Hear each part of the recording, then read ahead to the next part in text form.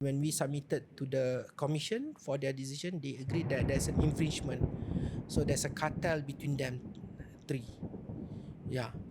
So we fined them 2.2 million in total.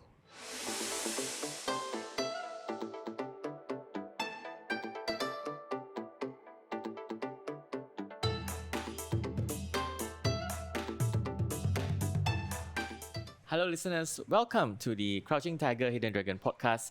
As you can see in this bunting here, today I'm at MyCC again. And you can see the tagline here, promoting competition, protecting you. And of course, we have Iskandar, Ismail here again with us. So you've all heard about MyCC in the previous episode where we talk about the many decisions from the cases. But today we're going to talk about many other things and dive deep into it. So Iskandar, welcome to the show. Thank you, Bob, for having us again. So today we have a different question. So I'll not ask the Kung Fu question again. And so today my question is, what is your favorite Beatles song? It must be Let It Be. Let It Be? Are you sure? Yes. Yeah, so today we will talk about not letting it be because we cannot let it be. Yeah. And my favorite Beatles song is Come Together. Okay. So today we'll talk about Come Together also, and later I will come back to that. Okay. So before I make a quick introduction, just to remind our listeners what is MyCC. So we learned that MyCC enforces the Competition Act 2010. So in this act, there are two prohibitions: the prohibition against cartel and prohibition against abuse of dominant. And today we'll talk about monopoly position. All right. So talking about come together, so we want to talk about the cartel first, right? Yes. So tell us more. Like, we all know what cartel is. It's like, for us, like gangster lah, the Mexican gangster. But tell us more, what is a cartel? Okay, if you are talking about cartels under competition law, it's about economics cartel. There are many types of cartel in this world. But when it comes to competition law, it's about, taking, the words that you mentioned just now, the title of your favorite song. Come together? Yeah, come together. So, and a group of industry players come together and fix the prices or the conditions of their trade. So in order to distort the market, distort the competition. You know, when a group of industry players, when they sell, let's say they sell shoes, okay, by right, they have to compete with each other. But now, they came together through an agreement, be it official or unofficial, okay, and then they distort the competition by fixing the price or the trade, the condition trades in their businesses. Yeah. In Malaysia, we like to say the word pakat lah, right? Yeah, pakatan harga. Oh, pakatan. Pakatan harga. Ya, ataupun bersekongkol. Bersekongkol. Oh, okay, I like that word. I learned a new word today. Bersekongkol Yeah. and pakatan. Yeah. So the next question is, if we look at the MyCC website, there are quite a number of decisions Yes. and cases against the cartels that bersekongkol. Yeah. So can you tell me more about these cases? Yeah. So majority of our investigation and decisions are against cartels, because cartel to us is the supreme evil of competition law. So our focus, especially the one that cause significant distortion in the market. So the one of the notable cases that we have taken action against is against these three operators of Roro Ferry in Langkawi Island, the main tourist island in Malaysia. So you know Roro? Do you know Roro Ferry? No. Okay, Roro Ferry. Roro is a short form for roll on, roll off. Okay, so whereby this ferry can carry vehicles. So they roll on into the ferry, and then when they arrive at the destination, they roll off from the ferry. So that's why they call it roll on, roll off. Oh. Okay. So anyhow, one of the main transportation to go to Langkawi, beside flights, is through ferries. There's two ways only. Yeah. So okay, beside there are two types of ferry in Langkawi. One is ferry, the ferry that carries the passenger. The other one is the Roro ferry that carries the vehicle. You know why? Because the thing is, Roro ferry is there in Langkawi is to cater for tourists or people who doesn't want to use the flight. So they want to drive their car, and eventually when they reach their destination in Langkawi, they also want to use their own car rather than renting car or using taxis there. So the Roro ferry will transport their car together with them, okay, to Langkawi. The other type of vehicles is commercial vehicles. Okay, Langkawi is a tourist island, so to get their food, um, they mainly get it from the peninsula Malaysia because they don't grow chicken, they don't grow vegetables and whatnot. So most of the items, food items, they will get it from the peninsula. So what they do is that the supplier will hire a lorry or they use their own lorry and then go into their together with the goods inside the lorries, and then they will go to the Roro ferry, and then they will be transported to Langkawi. So this type of Roro ferries, so it started when we receive information from our ministry of domestic trade on cost of living. They inform us that suddenly there's an increase of all food items and services also in Langkawi. You see, so they were. It was quite surprising. But the thing is, somehow they said it pointed to the increased transportation cost. So they gave the file to us, and when we investigated, we got to know these three operators for the Roro ferries. They came together.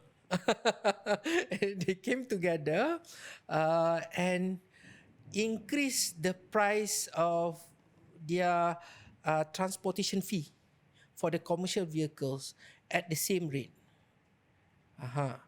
So we did a dawn raid, and then we took statements from the relevant persons, and then we checked with the relevant authorities because they are licensed by Ministry of Transportation. So and then at the completion of our investigation, and also when we submitted to the commission for their decision, they agreed that there's an infringement. So there's a cartel between them three. Yeah. So we fined them 2.2 million in total. Yeah, 2.2 billion. Each or everyone? Everyone. Yeah. So it's a grand total of the penalty. You can get the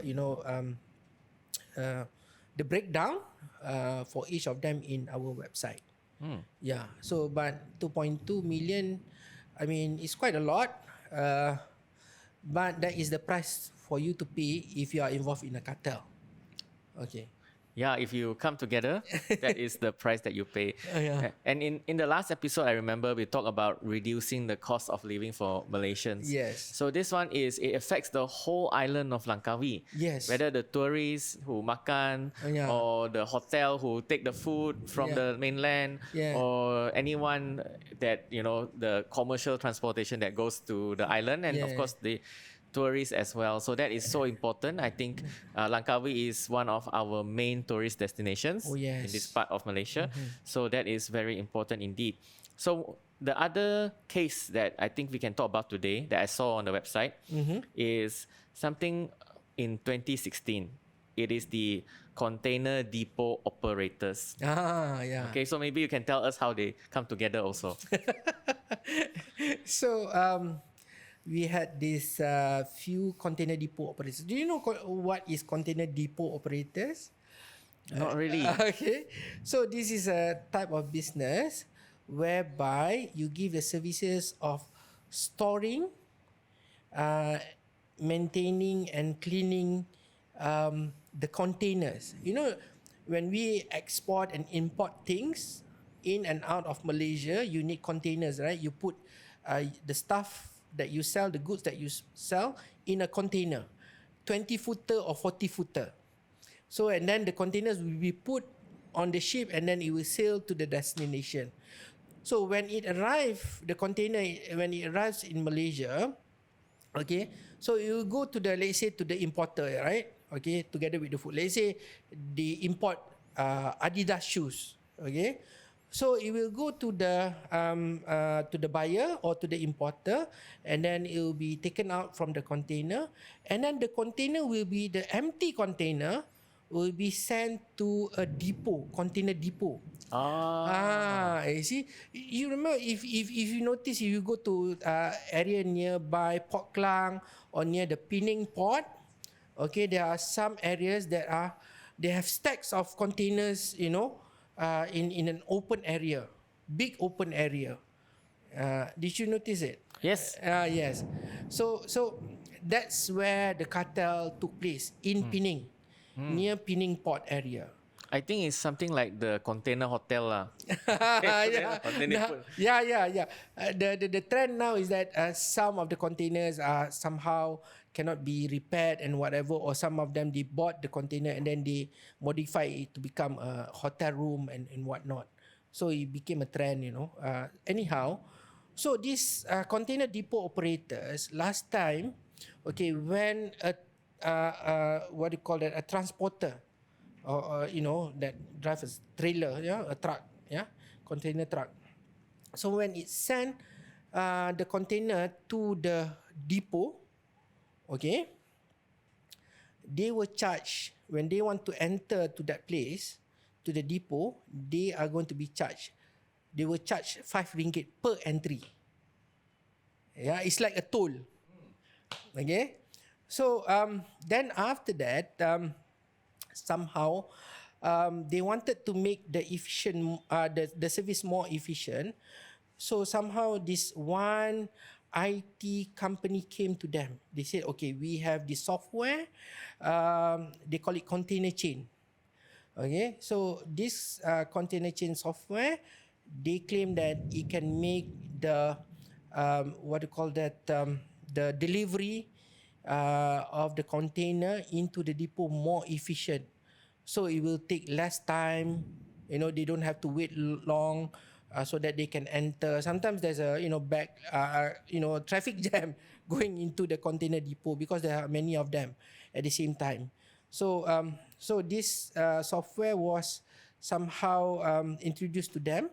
So through this IT company with few container depots in depot operators in Penang, they somehow form a cartel. So what they did is that they somehow agreed to increase the charge, you know, container depot charges, okay, from RM5 to RM25. So we a complaint came to us, and then we investigated the matter. It was true. They had this cartel agreement amongst them, so that they can somehow took advantage from the introduction of the software. So basically what they are saying, okay, we introduced this software and then we're going to make it more efficient. So our cost has increased. So the container depot charge was increased from RM5 to RM25. So it's about 500% increase, yeah. So that's a lot. So everybody, the one who uses the services of this depot, you know, came to us and complained. So we investigated, and it was true. And we penalized 5 of them, including the IT company, in the total of RM645,000. Yeah. 645,000 for all of them. Yeah, for all of them. Yeah. I can't remember the breakdown, you can again refer to our website. Yes. Yeah.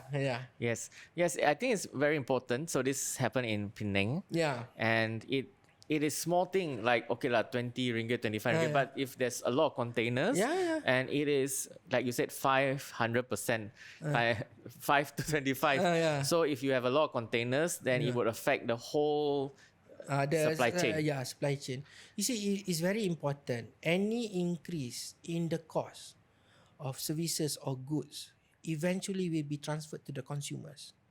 You see, because we export a lot of things. We import a lot of things also into Malaysia.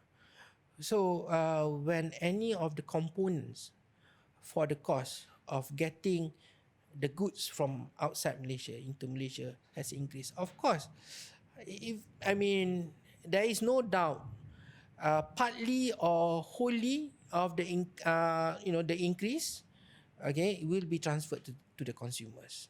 It happened also in the Langkawi. Remember Langkawi? Usually, the transportation fee was about, let's say lah, okay, it's about 200 ringgit per lorry. And then they increase it to 300. Okay, this is just hypothetical, yeah. With regards to the amount.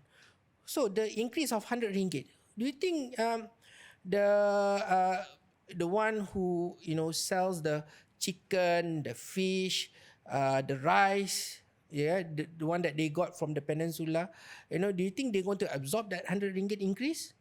I don't think so. They will Charge the consumer. yeah, pass it to the consumer. That's why there were many complaints at the point of time. People were angry, and then suddenly, the price went up, just like that. So, and then eventually it came to us, and then we managed to solve it. Oh. Yeah, thank you so much for sharing that. So I think that is the part we talk about cartels. Yeah. And then I think we will take a short break and we'll come back and talk about big rigging. Yeah, sure. Right. So we are back. And of course, we are at MyCC. And one of my favorite Beatles song is Here Comes the Sun. But today the sun didn't come. So for the listeners, if you listen to any thunder or raining, it's part of what we experienced today. Yeah. And let's continue the conversation. The next one I would like to talk about is bid rigging. Yes. So the bida lah in Malay, bida. Bid rigging is a term, maybe not familiar to everyone. So can you start with what is bid rigging and how it affects competition? Okay, this is a very interesting subject. Bid rigging. Okay, so when there's a tender issued by the government or a private company, so they issue a tender. Okay, the objective of the tender is to find the best bidder that comes with the best product at the best price. Okay, so that is the objective. Okay, but many parties out there, okay, who are into this business of bidding for tenders in the government especially, what they're doing is that they create an illusion of competition in the tender process itself.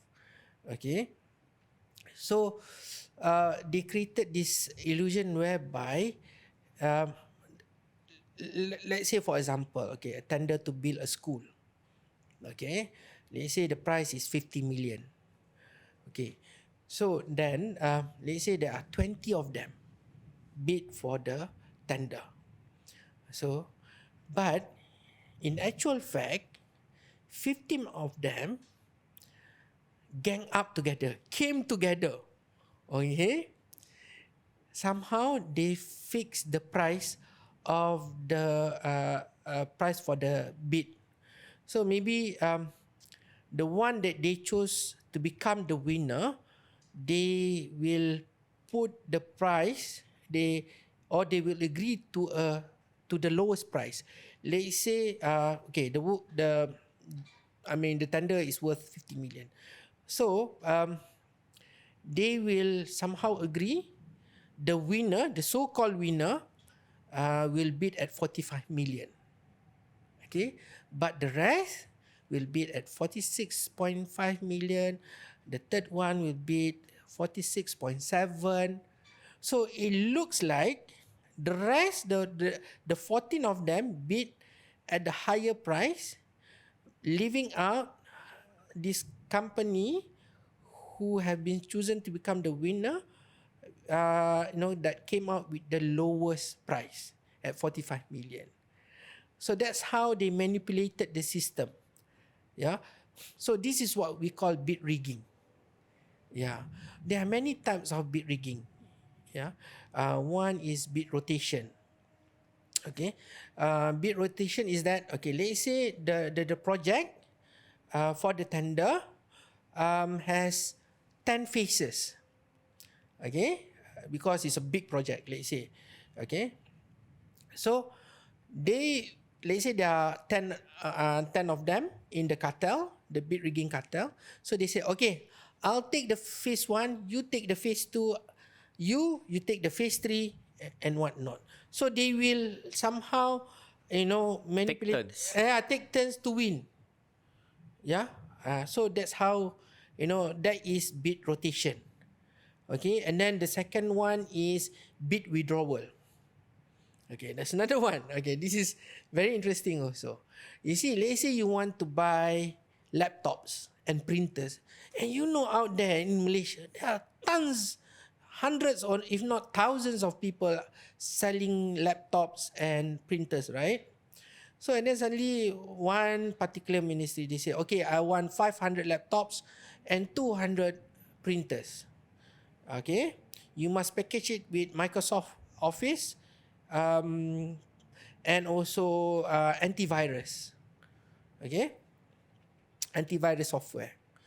So let's say the tender worth around 30 million. Okay, so then suddenly at the close of the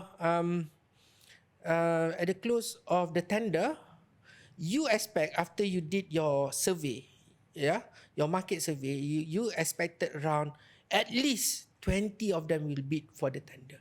But then, only 5 bid for the tender. Okay, that's one. And then, when you process, all the, the bidders, look at their, what do you call that, their papers and whatnot. And then when you're about to make your decision, let's say next Monday, yeah, and then suddenly on that Friday, 4 of them withdrew for no reason. So all is left, because you have to make the decision, right? You need 500 laptops for the ministry. But then, when suddenly 4 out of 5 withdrew, and then you are left with 1. So you have no choice but to choose the only one that is left. So that is what we call bid withdrawal. So this cartel, they said, okay, we wait for, on the eve of them, making the decision. So we will withdraw so that you will win. You're the only one, and they have no choice at all but you. So that is one of the tactics, yeah. And then they also, okay, remember I told you about, putting the lowest price, so that, giving an illusion that you are the best bidder because you put up the lowest price. Okay, so let's say that bidder wins the tender. Eventually, when he is announced as the winner, he will straight away subcontract his winning. It means that, let's say, he has to build a school, right, worth 50 million. And then he said, okay, because you helped me to win, okay, We share. yes, we share by subcontracting. But some of them, they only take, orang cakap atas angin. Atas angin, it means that they only take something like a commission to them. So it means that, let's say 50 million, they say, okay, I will subcontract the whole project worth 50 million, but I give you only 40 million. 10 million, that is mine. So you decide with whatever budget that is left, which is 40 million, to build the school. That's why sometimes, you the government or the companies, they in the end they are being given buildings that is not up to the quality. Maybe after the first year, suddenly, there's leaking everywhere. Yeah. And then maybe, you were supposed to use high quality doors, but you were given the plywood doors. Uh-huh. Uh-huh. And then they were supposed to give you, in total, let's say 5,000 lights, but they only give you 1,000 lights only. Yeah, because it has been reduced from 50 to 40. So they have to work within the budget of 40 because 10 million is already taken by the winner. That is very eye-opening to me. I'm learning about this right now, and Yeah. I imagine it affects everything because you said the laptops. A lot of schools and a lot of companies get the beats for the laptop, Yeah. and like you said, there's buildings, so it affects our quality of life in many ways. Yes. From small projects to big projects. Yeah. If you manipulate the bidding, Yeah. it will really affect the people. And, Yes.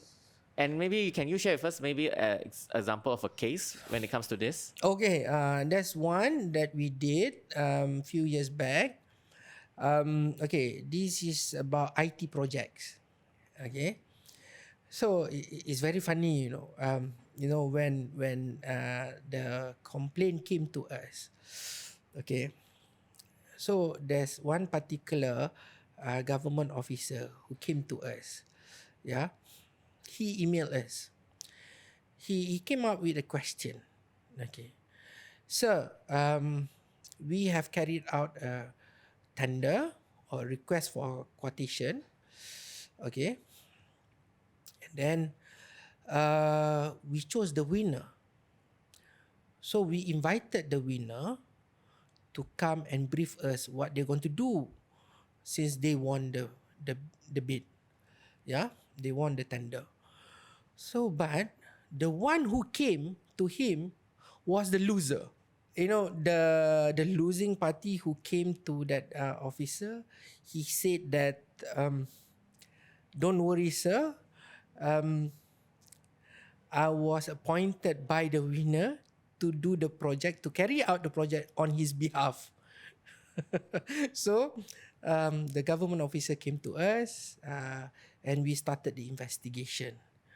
Yeah, and then when we investigated, okay, there was a group, yeah, two cartel groups who got involved in 3 requests for quotation and 1 tender. Yeah, so we investigated around 7 companies, and we found that they were involved in cover biddings, subcontracting, and whatnot. So they were eventually fined for 1.01 million altogether. They appeal against our decision. The Competition Appeal Tribunal agreed with our decision. But a few of them, has filed for judicial review in the High Court because they were still not satisfied with the decision. Yeah, 2 of them, if I'm not mistaken. So the winner just atas angin, like you said. Yeah, something like that. Oh. Yeah. So, there's a lot of things going on in government tenders especially. Yeah.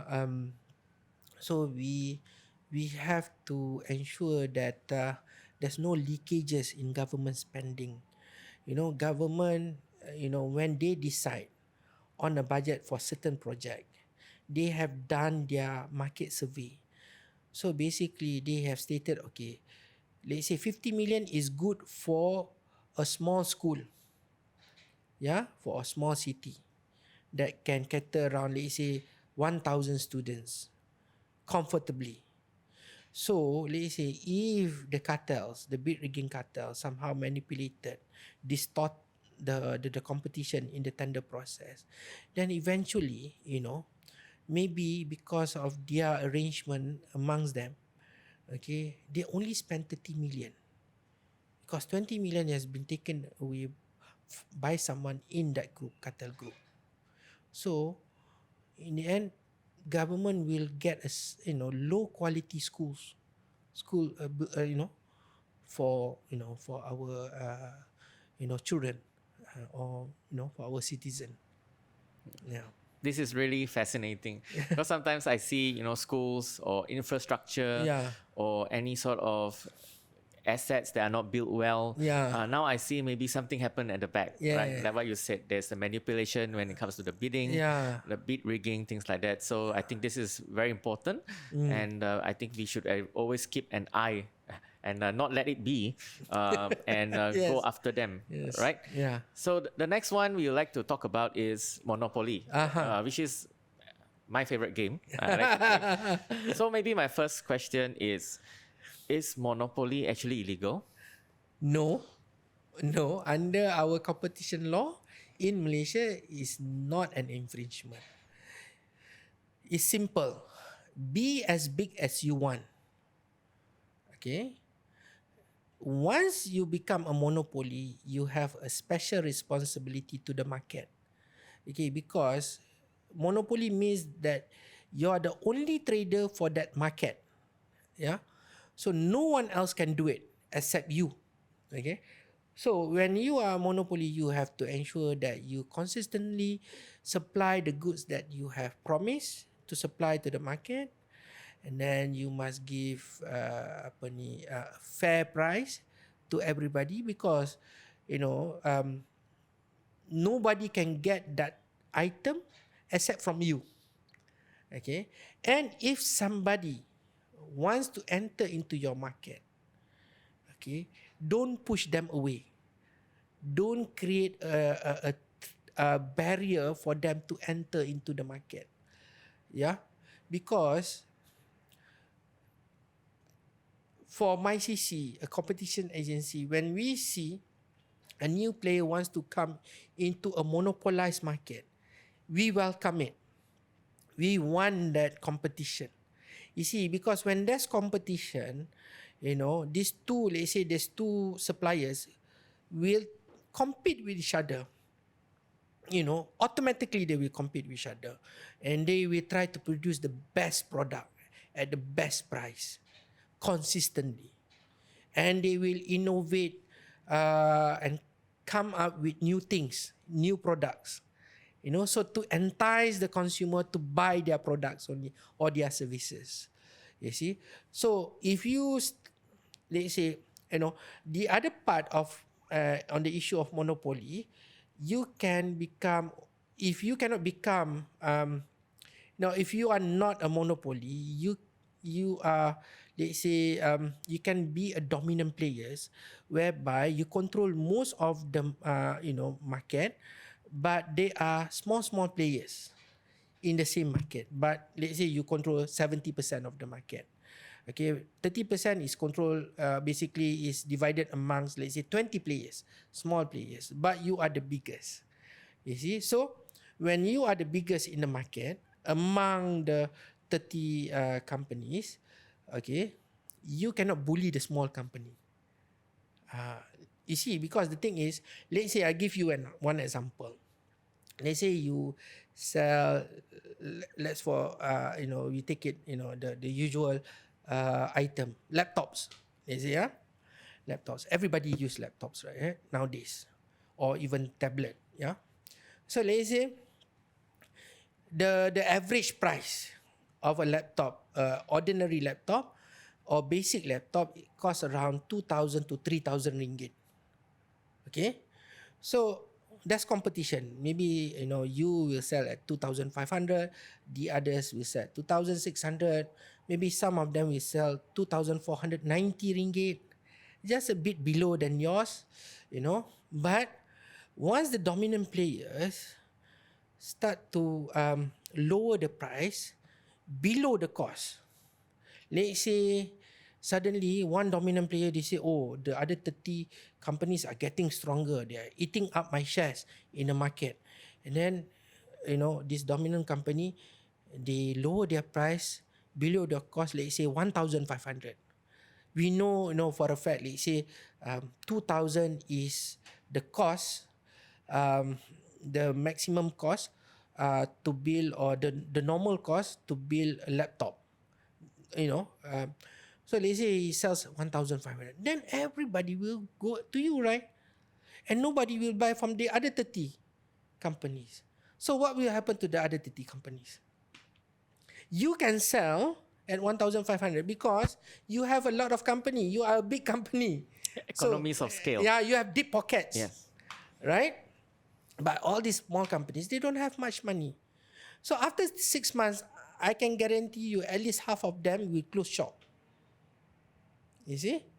So then somehow your market share will grow to 90%. Yeah, because 15 of them have closed down their business. So then eventually when it reached to that stage, you as a supra dominant, last time is dominant, right, at 70%. 90% is when you talk about 90%, you have 90% market power, you can be termed as supra dominant, close to a monopoly. So and then you will put the price as 3,500 to recoup back the losses for putting the price at 1,500 for 6 months. You see? So you can do that because 9 out of 10 people will come to you because you control 90% of the market. Yeah. Let's say there are 10,000 people wants to buy every month a laptop. So they cannot go to the other 15 players that control only 10%, that only produce 10% of the laptop in Malaysia. Of course, many of them will go to you. So that supra dominant company or the dominant company can take advantage. They want to recoup their losses, they increase their price, and nobody have the choices anymore. If they go to the small market, they have to fight for it. Right. Yeah, what I learned is you can be a dominant player. Yeah. You can even be a monopoly. Yeah. But you cannot suppress the new players or small players in the competition. Yeah. Right, so you need to allow for them to grow and cannot do like you said. And compete with you. Compete, right? On a level playing field. I see. That is very interesting. Yeah. So that is, so you can be, but you cannot go and hinder other people. Yeah. That's why that's why our objective is to protect the process of competition. Yeah. So that, our consumers, our rakyat have more choices. Yes. And they can also compete with each other to create better laptops. Yes. Of their choices, according to their budget. Yeah. Yeah. All right. So maybe you can give us, so this is a very interesting topic. So can you give us an example of a case when it comes to this? Okay. So far, let me share you about this case. This is a case against MyEG services. Have you heard of MyEG? I watch a lot of football, so they come up when I watch the football. The live matches, right? So, this MyEG, they were given the concession by the government to process the renewal of foreign workers' visa. Okay, so for foreign workers to have their visa renewed, so that they can continue working in Malaysia, they have to pay a certain amount of money for insurance, mandatory insurances. There were 3 types of insurances at that point of time that they have to buy. Okay, so all this while for the renewal, before they were given the concession, it can be done through the counters of the immigration office. So the employer will come with a bulk of documents. Okay, I want to renew my 100 foreign workers visa. So they will submit the forms together with the insurance that they have bought for each of their foreign workers. You see? So they have to pay a certain amount, right? And you know that if you are selling insurance product, you will get 10% commission. So if the price of the product is 100 ringgit, the insurance company will give you 10 ringgit. You see? That's a lot of money.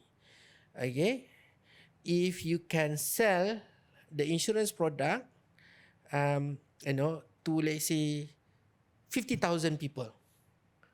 You see, 50,000 times 100 ringgit, 10 ringgit is 500,000. What if you manage to sell to 500,000? It's 5 million, right? So anyhow, so when they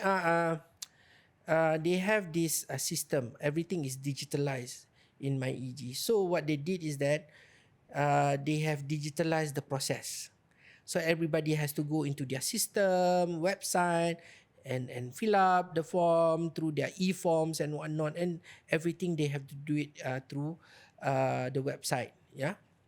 So when it came to the purchase of the insurance, they made it mandatory to buy the insurance from one particular insurance company, which is RHB.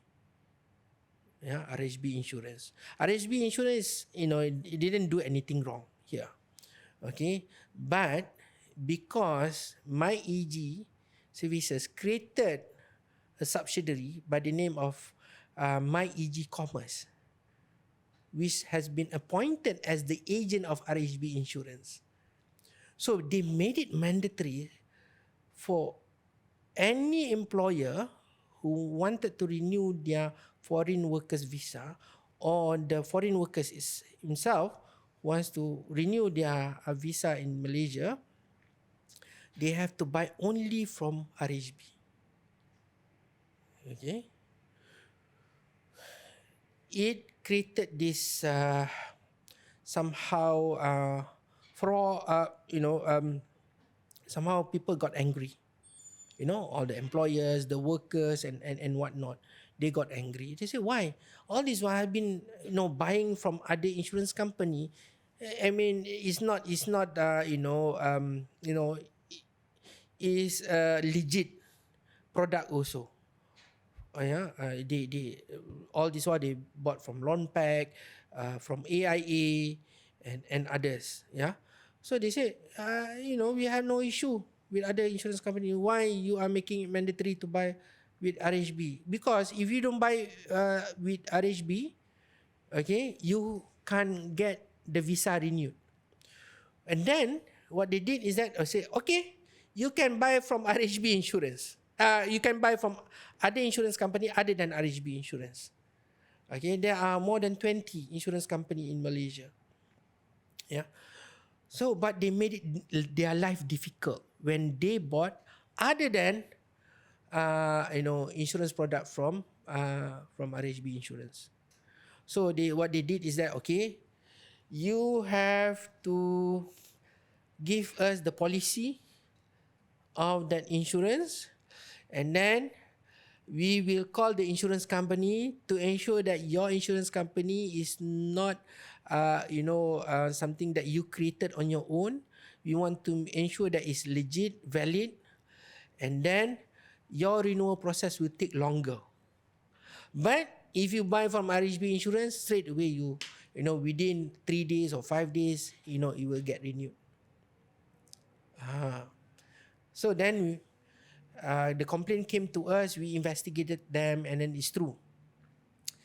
Basically, they abuse their dominant position or their monopoly position because they're the only one who can renew, who can process the renewal of foreign workers visa.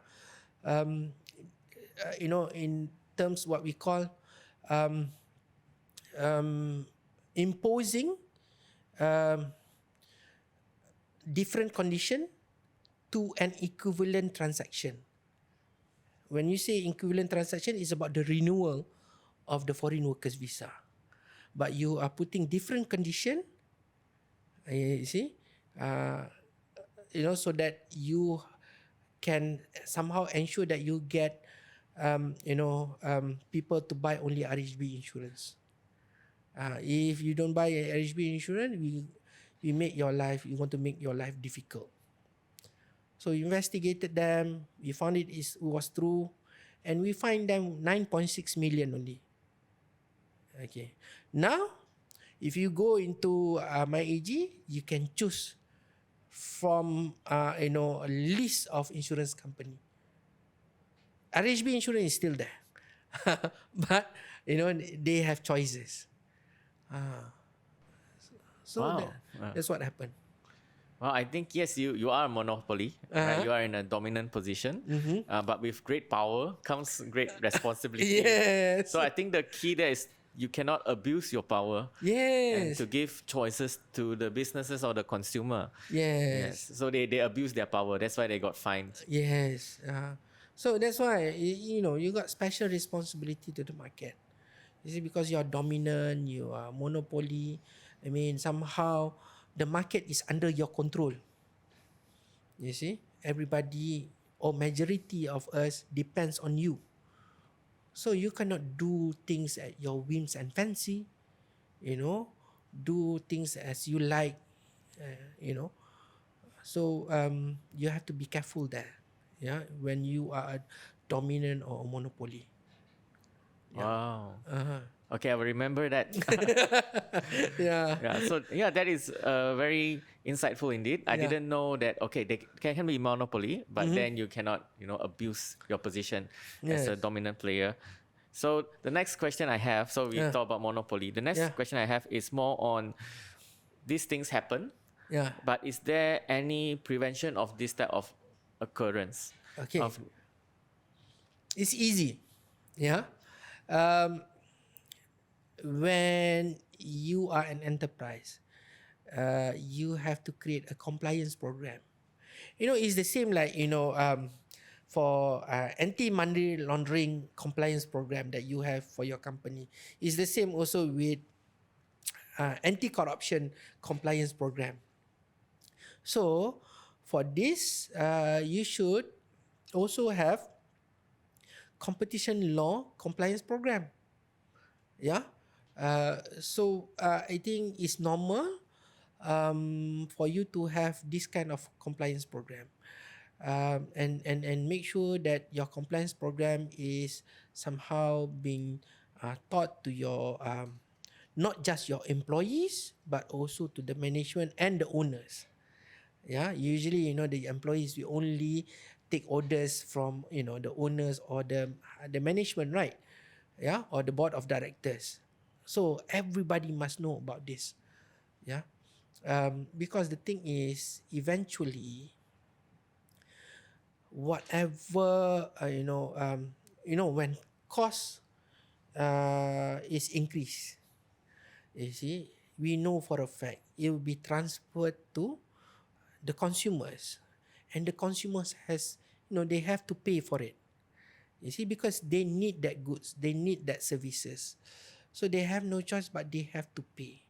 So that's the thing. It's very important also for the consumer to understand why we are taking action. Against these enterprises. You see, it's for their own good. You see, we don't want the citizen. Because the whole world is facing with the issue of cost of living. You see, this is one of the ways for the government to mitigate these issues, and then somehow help them to lower their cost of living. You see, because the cost of living is quite high right now. So we understand that. So this is one of the efforts that is being carried out by MyCC. Yeah. Thank you for sharing that. So today we learned a lot of things. Yeah. We started to talk about cartel, Yeah. and then we talk about bid rigging, very Yes. interesting. And then we talk about the monopoly and dominant player. Yeah.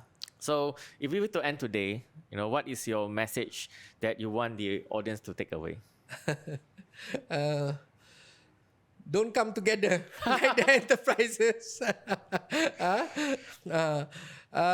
No, on a serious note, yeah. The consumers has some responsibilities if they notice that some enterprises have gang up together, form a cartel, come to us, and then we will investigate. Yeah. And then and when we talk about monopoly, the the thinking out there is that they say, oh, every time, when the word monopoly is being mentioned, they say, oh, this is a wrong thing to do. You cannot be a monopoly. No, no, no, no. Under our law, monopoly is allowed. I'm sorry to say that. I'm sorry to disappoint you, Bob. You also a consumer, right? Yeah. So we have to face, there are a few monopolies in Malaysia. Yeah. And some of us know them. You see, but we have no choice. You see, not everybody can do the same business as the monopoly is doing. You see, because usually the monopoly players, they will do this very big business that takes a lot of money, and then nobody else can do it.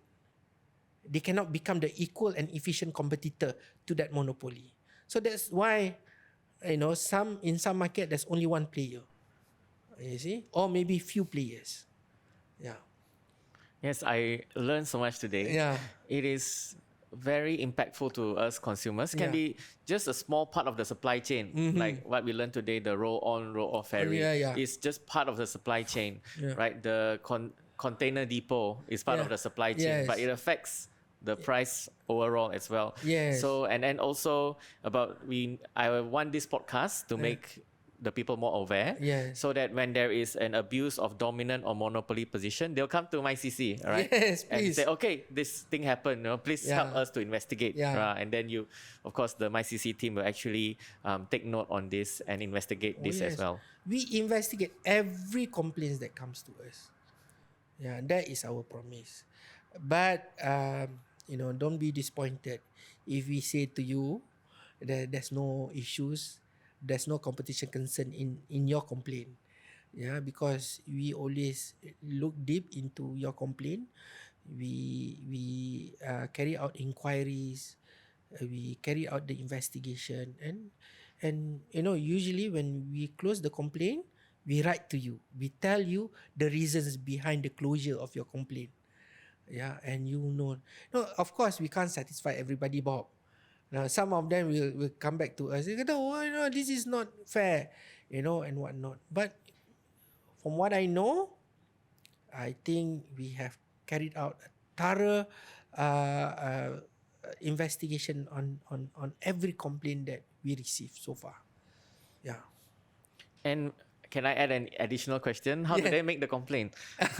Okay. They can go into our website. There's an e-form for the complaint.